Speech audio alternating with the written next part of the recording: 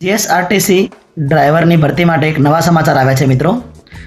GSRTC ડ્રાઈવરની ભરતી માટે અપડેટ। નમસ્કાર મિત્રો, સ્વાગત છે તમારું રાજેશ સ્વિગી પાઠશાળા ચેનલમાં।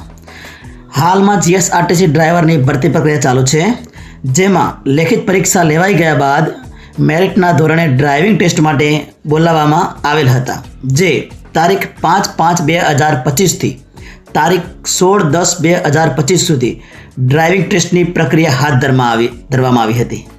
જે બાબતે ગુજરાત રાજ્ય માર્ગ વાહન વ્યવહાર નિગમ દ્વારા એક નોટિફિકેશન બહાર પાડવામાં આવી છે।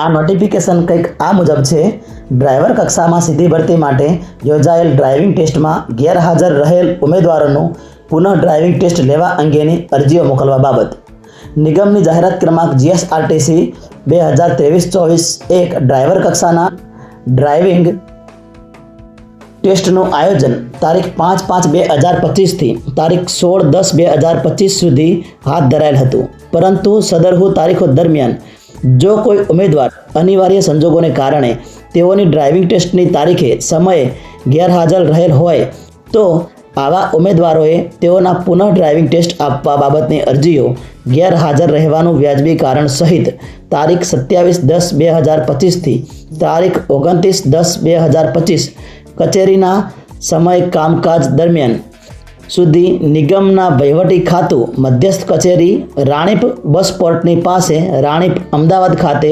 રૂબરૂમાં આપવાની રહેશે। સમય મર્યાદા બાદ મળેલ અરજીઓ ધ્યાને લેવામાં આવશે નહીં, જેની સંબંધિત ઉમેદવારોએ નોંધ લેવી। તો મિત્રો, હવે આપણે નોટિફિકેશનને થોડી સમજી લઈએ। જે મિત્રો કોઈ પણ કારણસર ડ્રાઇવિંગ ટેસ્ટ આપી શક્યા નથી, તેઓએ જીએસઆરટીસી દ્વારા એક ચાન્સ આપવામાં આવ્યો છે તેમને। તો મિત્રો, ટેસ્ટ આપવાનું ચૂકી ગયા હોય તો હજી પણ તારીખ 27થી 29 ઓક્ટોબર દરમિયાન વ્યાજબી કારણ સહિત અરજી આપી દેવી, જેથી તમે ટેસ્ટ આપી શકો। તમારા માટે આગામી સમયમાં તમારા ટેસ્ટ માટેનું આયોજન ગોઠવવામાં આવશે, જેની તારીખ જાહેર થશે એટલે આ ચેનલ પર હું વિડીયો અપલોડ કરી દઈશ। અને જીએસઆરટીસીની તમામ ભરતીઓ તથા લેટેસ્ટ અપડેટ માટે મારી ચેનલને સબસ્ક્રાઈબ કરવાનું ભૂલશો નહીં મિત્રો। હું તમામ અપડેટ ટાઈમ ટુ ટાઈમ તમને આપતો રહીશ। જો તમે ચેનલને સબસ્ક્રાઈબ કરેલી હશે તો સૌ પ્રથમ વિડીયો તમારી પાસે આવી જશે અને કોઈ પણ અપડેટથી તમે વંચિત રહેશો નહીં। મિત્રો, આ વિડીયો તમને જો પસંદ આવ્યો હોય તો લાઈક કરો, શેર કરો, સબસ્ક્રાઈબ કરવાનું ભૂલશો નહીં।